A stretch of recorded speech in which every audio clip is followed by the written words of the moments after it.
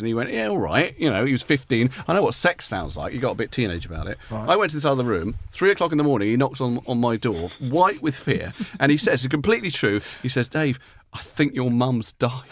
Right? And I said, what are you talking about? He said, your dad is making noises like I've only ever heard. Like my uncle made them at my auntie's funeral. So I went in with him, 3 o'clock in the morning, waited about 5 seconds, and I said they're having sex and went back to bed, right? So it was like that every fucking night.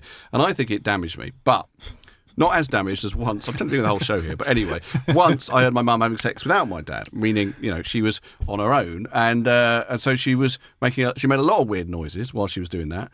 But the most damaging, I think, for me is at the end of this activity, the noise she made then, which was the sound of her screaming 3 times the word David.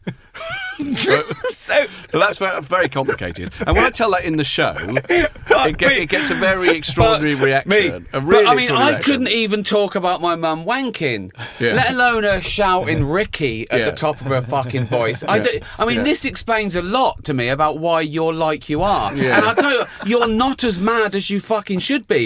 I mean, that's true. That's true. No, you're fucking cool, man. What's the show? You know, you should see that's not the half of it, really. Right. I had a very odd upbringing. So, but yeah. No, well, both my brothers have had quite severe breakdowns, and I'm a bit mental. So I think I'm just a functioning, you know, whatever I am. But you're in your therapy, aren't you? That's what you do. That's what you lot do. It's an interesting idea about your mum shouting Ricky when she was wanking. I know she didn't, but. Well, I don't know that she did or she didn't, but because I've never thought about it and I don't want to think about it now. Okay, well, I'm going to make you think about it. Can we stop the talk about my dead mother wanking? Well, okay. What was the other story? The other story is a story about my dad and his dementia. This might be even better for me. Which is I laughed the loudest in the theatre. It's quite a long story. First and loudest, right? And then people, because It's quite a long story, but no, just cut to the funeral. Come on. Well, it's not the funeral. It's actually after a funeral in a Jewish household. There's a thing called a shiver, which is just like a wake, basically. But in the wake, in the shiver, loads of people come round to the house, and there are these chairs that get put out. Oh, should we tell you dad's got? Yeah, I said my dad. Yeah, okay, well, perhaps I should explain something else. My dad not only has dementia, my dad has a disease called Pick's disease, and the symptoms of Pick's disease include swearing, impatience, apathy, irritation, and sort of mood swings. And when the neurologist first told me that list of symptoms, old age. Yeah, well, when he told me that list of symptoms, I said, "Has he got a disease, or have you just met him?" Because my dad's always been exactly like that, right? But it did get worse. He became like a huge kind of caricature of a really fucking angry man, right? And also very, very hyper-sexed, like he always used to be, but like mental, and he's like 80. So anyway. So there we are at this shiver, this wake, and there's all these chairs are laid out. I didn't know this, but it's something that happens. And the main family mourners sit in these chairs, and people come up, and it's a packed living room, and they shake hands with you, and they say, "I wish you long life." That's just the thing Jews say at funerals and shivers. So they're all doing this. It's me and my dad and my older brother. And a woman I've never seen before comes up to my older brother, packed living room, as I say, and shakes his hand and says, "I wish you long life." And my brother says, thank you so much." And then she comes up to me, moves along, says, "I wish you long life." I say, "Thank you very much." Then she goes up to my dad and says, "I wish you long life." My dad says, "I wish you would stay behind after everyone else has gone so I can rape you." And what I always think about that is, you know, I think that is funny. The key thing about it is I think it's funny not because it's about rape. That's the key thing. No, because of the sheer extremity of the moment. No, but someone's saying that when he's supposed to be with his wife. He wishes, right? He wishes she stayed behind.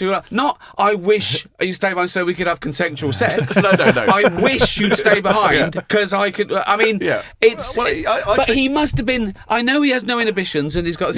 But there must have been a point that he, however he feels, is there a point where he knows that's the wrong thing to say, or is it just like he had to say it because he's thinking it? Yeah, it's partly that. It's also because he's got no short-term memory left. So my dad has forgotten. This is about 3 days after my mum died.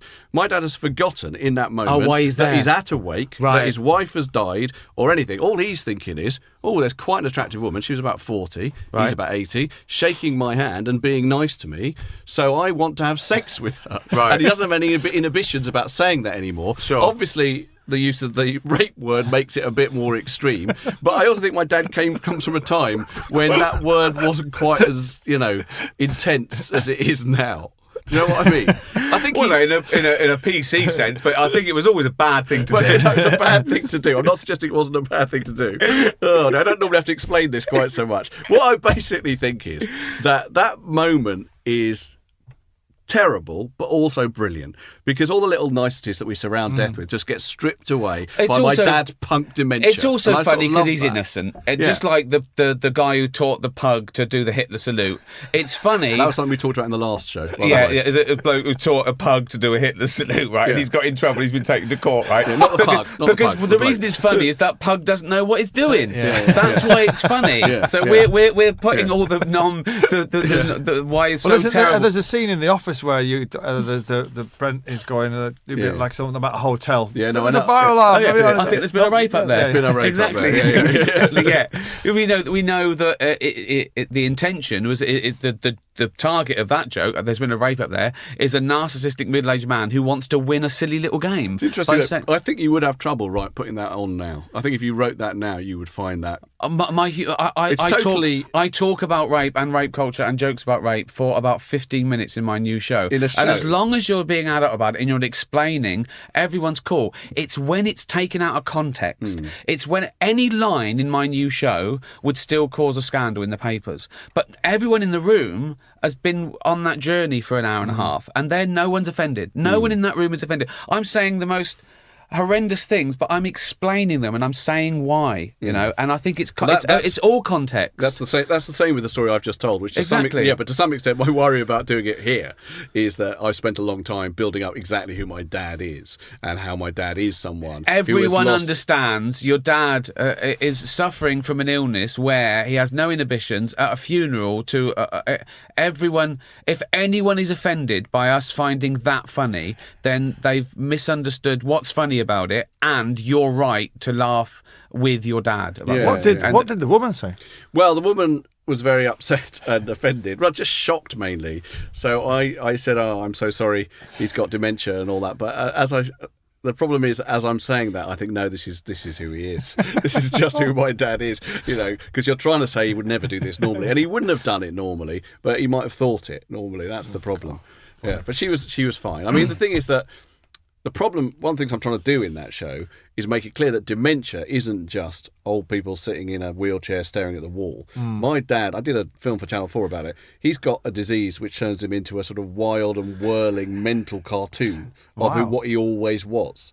You know, sometimes he sits and stares at the wall, and I find that more frightening than when he's calling me a cunt, which he does quite a lot. Right. You know, I mean, he always called me a cunt. But that's what etiquette is, isn't it? That's we curb our worst thoughts, and we bite our tongue because it's how we live. There's that thing in there that some people don't have. Yeah. You know, where you're thinking mad things and you say, "We would never say it." You know well, lots of D's do it. I think a stroke can cause it. I mean, I sometimes when I'm on live radio. You want to say the worst thing possible? No, you just don't want to. You just think, you could say something outrageous here to this question that's coming up. Well, of course, I do that all the time. I mean, I do that. I mean, we all do that with mates, and I wind Jane up saying things. In fact, I talk about it in my show that I wind her up. She's worried about what I say in public at the Golden Globes, and I make up jokes just to wind her up. I say things I'd never say at the Golden Globes. She says, "Please don't say that." And I'm just seeing, you know. But I think that thing of wanting to say the worst thing possible. I have a theory, which is probably wrong and will probably be offensive to some people, but whatever, that people with Tourette's syndrome have got what we've all got, which is the desire to do that, but they don't have the inhibiting mechanism. So when I watch, there's a very famous documentary called John's Not Mad. It's a brilliant documentary about a kid with, and so he's in wherever he is. He's in Sainsbury's or something, shouting "whore" at his mum or whatever. And there's a part of me that thinks that's fucking brilliant. And all of us have a desire to do something like that. There's a fantastic bit when he's with the teacher, and everyone knows fuck, wank, and all that sort of. And they just there's teachers. They're sort of doing some sort of horticulture. They're in a greenhouse. And they're doing the little plants, and he's going, and you put the plant there, and he's going, fuck, and he's ignoring him, right? And then the teacher drops a pot, and John goes, clumsy cunt. Yeah. And you see the teacher just think, hold on, that was in context. Hold on a minute. Hold on a minute. He meant that. Why did he say clumsy?